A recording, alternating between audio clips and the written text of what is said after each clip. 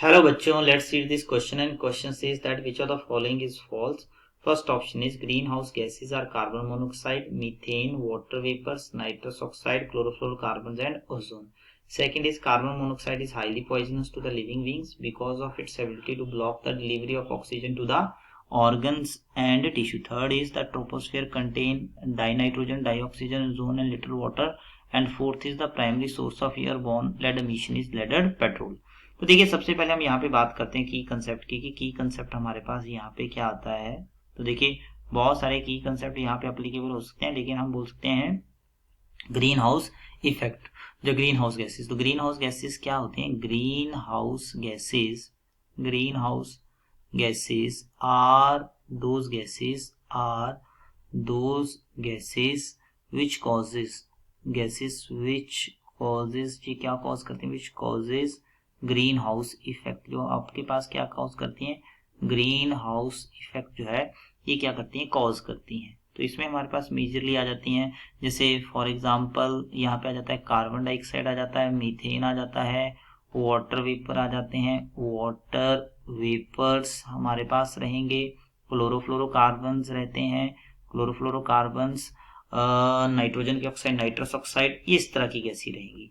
तो इसका मतलब अगर हम इसको यहाँ पे देखें तो पहला ऑप्शन तो हमारे पास बिल्कुल करेक्ट है, पहला ऑप्शन जो है वो करेक्ट है। दूसरा ऑप्शन है carbon monoxide is highly poisonous for living being. देखिए क्या होता है, कार्बन मोनोक्साइड जब हम इनहेल करते हैं तो कार्बन मोनोक्साइड में के पास एक स्पेशल टेंडेंसी है।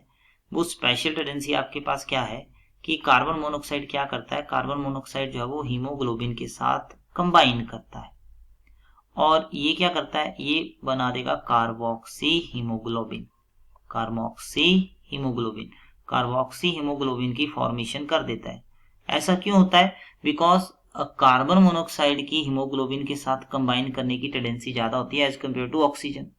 तो अब क्या होगा, ये कार्बोक्सी हीमोग्लोबिन है ये इनकैपेबल होता है, incapable to carry oxygen to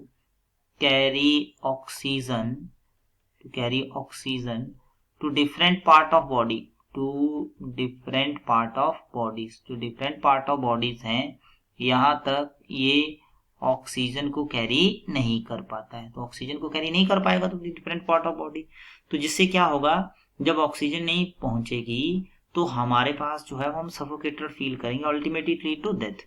तो ये हाईली पॉइजनस गैस है, ये तो यहाँ से क्लियर हो गया। थर्ड है ये हाईली पॉइजनस गैस है, ये स्टेटमेंट भी ट्रू है। थर्ड है तो ट्रोपोस्फियर जो है वो कंटेन करता है। ट्रोपोस्फियर में क्या होता है? ट्रोपोस्फियर में लिखा हुआ है यहाँ पे कंटेन करता है, ट्रोपोस्फियर कंटेन लिखा हुआ है नाइट्रोजन, ऑक्सीजन एंड ओजोन। लेकिन हम जानते हैं कि ओजोन कहाँ पे प्रेजेंट होता है? It is present in stratosphere.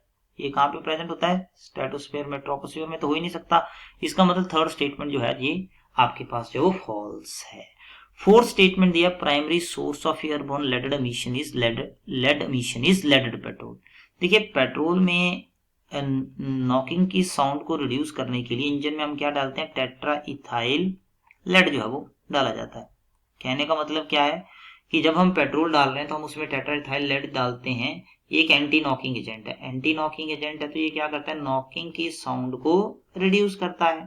तो जब इसकी बर्निंग होती है तो लेड का मिशन होता है। किसका मिशन होता है? लेड का। तो लेड का मिशन करेगा, लेड का मिशन होगा तो लेड क्या होगा? इंक्रीज करेगा। तो हम बोल सकते हैं primary source of airborne is lead emission is leaded petrol. तो ये स्टेटमेंट भी ट्रू है। तो इसका मतलब फाइनल आंसर क्या बनेगा? Final answer is third option. I hope you understand it well. Best of luck.